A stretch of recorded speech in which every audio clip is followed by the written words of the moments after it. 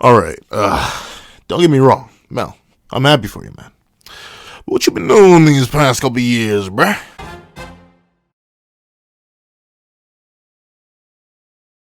Thank you to our final patrons, Strawbones, Redwolf4765, and Midnight Gemlord. Now, if you're having this breakdown / discussion on Meliodas being a bit stronger than I expected, please leave your own thoughts on how strong Meliodas is in the comment section down below. Leave a like and subscribe if you haven't already. Also, be here with that little notification bell to miss out on any videos that come to the channel. Also, I do a Patreon down below. You can support for as low as $1 a month to get things exclusive videos, early content, and more. And if you want to keep it in-house, I also now have channel memberships, where you can join the channel for as low as $2.99 a month to get things like exclusive videos, early content, and even more. However, now let's hop right into the discussion. What's up, guys? I'll get Pencil here, and yeah, Mel, what juice have you been drinking, bro? Like, what have you been taking, dog? Because, like, admittedly, right, a few months back, you'll notice that I made a King Meliodas, like, how strong he hypothetically could be, and what reasoning behind it, and notably, like, in that video, unless I'm mistaken, I have not watched it in a while, but I remember my general discussion points. I was like, you know, he could be as strong as, like, Arthur in his chaos forms. Logically, you know, some training, some amps, regaining true magic, or getting a form that's equivalent to true magic, mocking it somehow by using the whole, like, body memory thing that seemed to be set up with Meliodas earlier on in the series. But, like, Nakaba said, hey, what if we just didn't? And what if we just made base Meliodas and Demon Mark Meliodas strong as all get out? Because, like, here's the thing. Base Arthur with chaos powers is still no joke. That boy's a demon. And according to him, Tristan did nothing but get in the way. Which meant that Arthur was confident that, at least base to base, he and Meliodas were direct equals, if not Meliodas being his direct superior, while Meliodas was still in base. Meaning that word for word, bar for bar, and Arthur, who does have some sort of access to his chaos powers in base, like notably, he was not chaos up when he appeared from the heavens, made a stairway down to the lower level of the rabble, and was communicating with everyone. He was just chilling in base, using chaos powers. He believes that base Meliodas, after 16 years of training, or supposedly, yes, it would be 16 in Arthur's time frame, because Tristan being 10 at the end of the series doesn't necessarily matter to Arthur. But with that being the case, base Meliodas is able to do decent amounts of damage to this 16-year training Chaos Arthur. That's nuts. Like, I feel like that's a little bit crazy. And, you know, like, hypothetically, Lancelot could be argued to be stronger than Mel, but I'm not even so sure about that. Because, one, you gotta realize, Lancelot and Mel have two entirely different mindsets when it comes to approaching Arthur.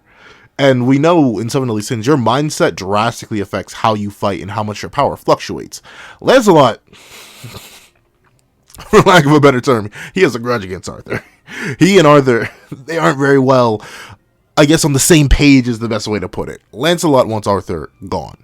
Like, not gone in, like, out of his kingdom sense, like, gone as out of this world sense. And not into Camelot, like the capital of the dead, gone. Meanwhile, Meliodas seemingly is just like, yeah, you know, I know he's, like, threatening and actually doing extremely terrible things, but I gotta save him. And we know Meliodas, when he's soft, he can drastically weaken him. Like, remember how he was doing and dealing with Dale all the way back in season 1. When he didn't want to take Dale out, he wanted to save him and or help him, he was barely doing any damage. Dale was actually putting some work in on him. He was smacking him up, if you will.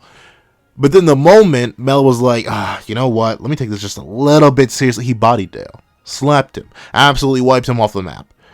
So if that same kind of nerf is happening with base Mel already, or right now, and base Mel's already pulling up on a 16 years Chaos Arthur and is just like, bam, I'm him. But the crazy thing is, base Mel scaling doesn't actually, well, this is where it gets a little bit contentious on whether it's base Mel or Demon Mark, because Arthur makes a very peculiar statement. He's like, oh, Lancelot, you possess such great and extreme power.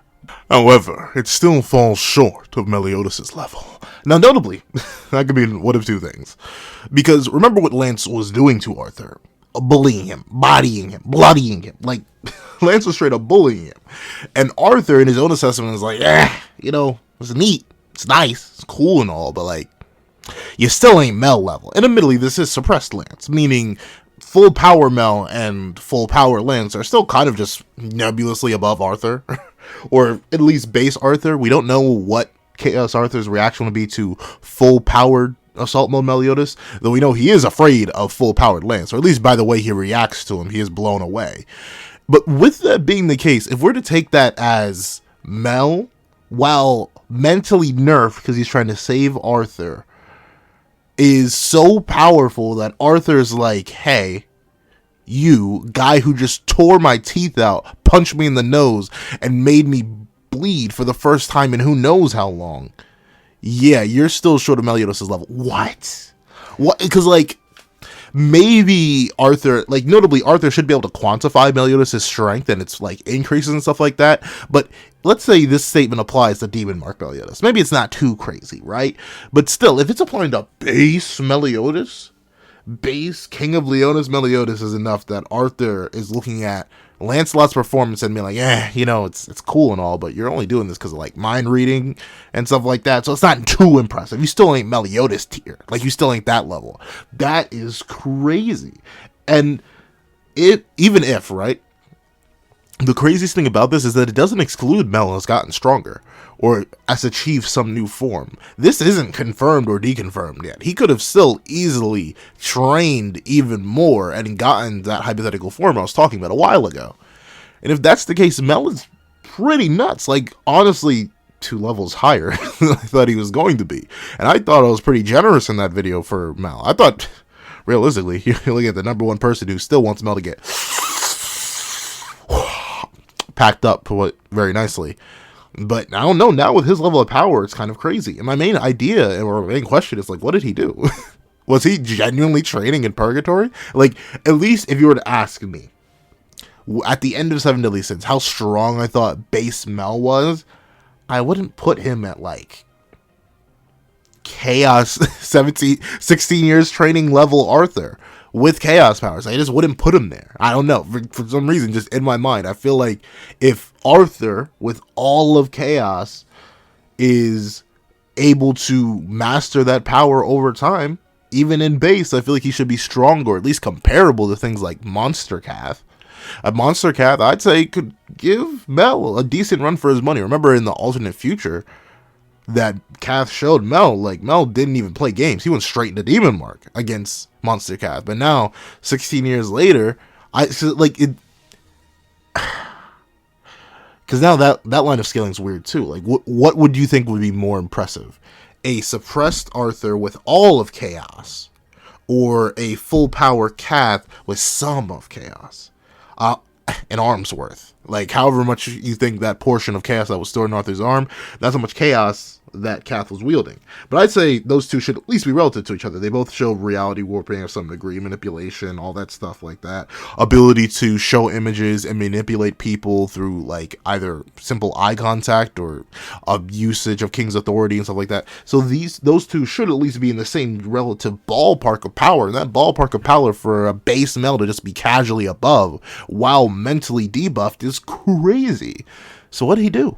Was he really, like, running to Purgatory and like, babe, I'll be back, gonna go train with the Wild Brothers, gonna get wild down there, you know what I'm doing, and like just throw hands and spar with the brothers of the Purgatory world? Did he get Bond?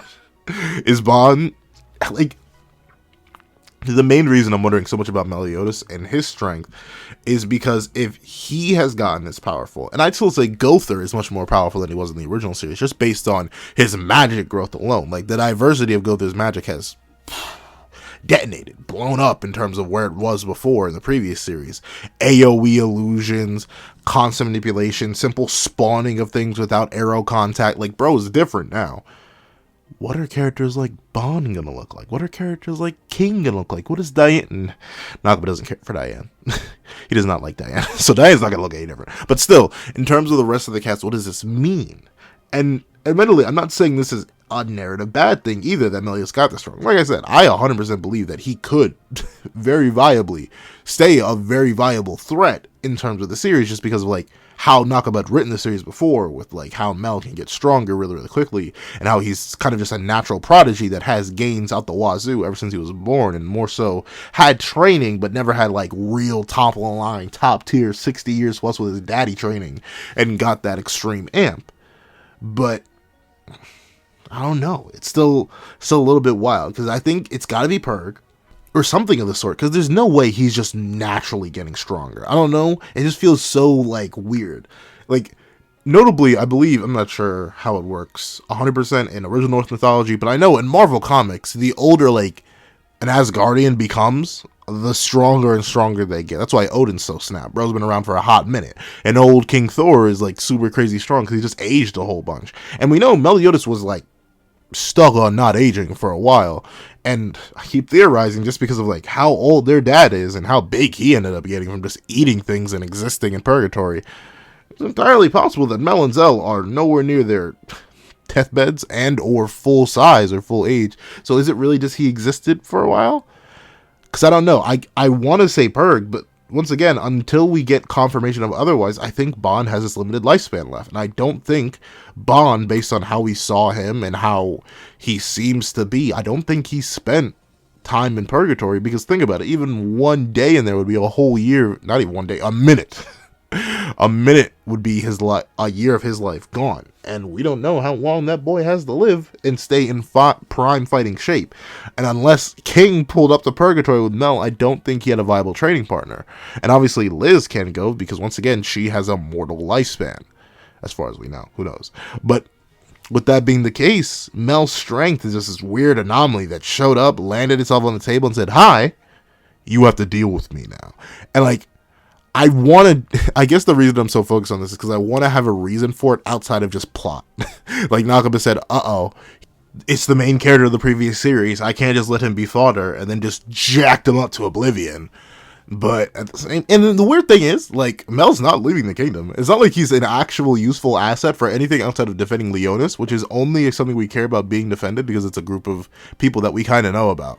But like, all that strength that Meliodas has, 99.9% of the time is going to waste.